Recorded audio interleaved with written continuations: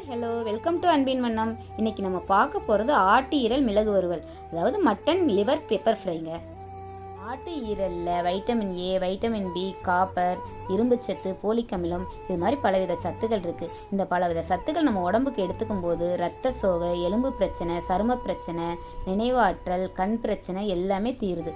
இது மட்டும் இல்லைங்க, குழந்தை பிறந்தவங்க வாரத்தில் 2 முறை சாப்பிடும்போது குழந்தைக்கும் நல்லது, பால் கொடுக்குற தாய்மாருக்கு நல்லது.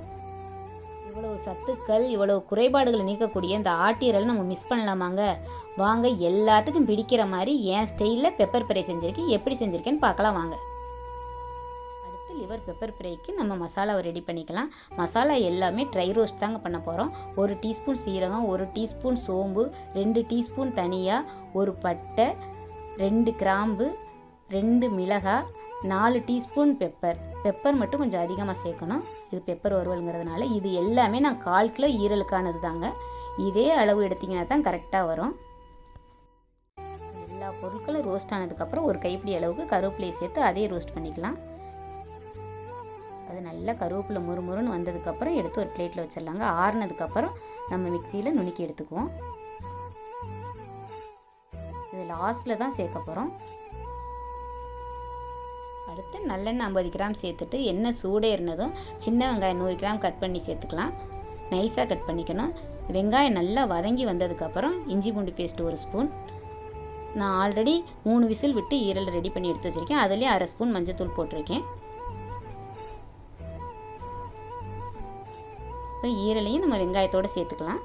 இது கூட கொஞ்சம் தண்ணி ஊற்றிட்டு 1 டீஸ்பூன் உப்பு, 1/2 ஸ்பூன் மஞ்சத்தூள். ஆல்ரெடி மஞ்சத்தூள் போட்டிருக்கேங்க, இருந்தாலும் கலர் கொஞ்சம் பத்தாமல் இருக்கிறதுனால இன்னும் கொஞ்சம் மஞ்சத்தூள் போட்டுக்கிறேன்.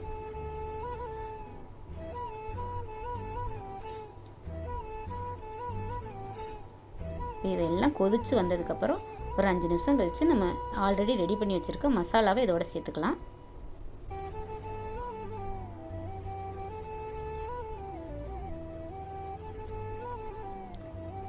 ரொம்ப சிம்பிளாகவே செஞ்சிடலாங்க. இவ்வளோ ஈஸியாக, இவ்வளோ டேஸ்ட்டாக, இவ்வளோ சத்துள்ள பொருளை மிஸ் பண்ணலாமாங்க?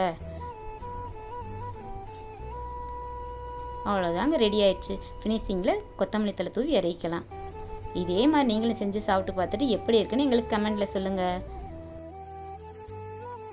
எங்கள் அன்பின் வண்ணம் சேனலில் வர அடுத்தடுத்த வீடியோஸை நீங்கள் பார்க்கணுன்னா எங்கள் சேனலை லைக், ஷேர் அண்ட் சப்ஸ்கிரைப் பண்ணிக்கோங்க. நெக்ஸ்ட்டு அடுத்த நியூ வீடியோவில் நியூ ரெசிப்பியில் பார்க்கலாங்க. பாய் பாய்.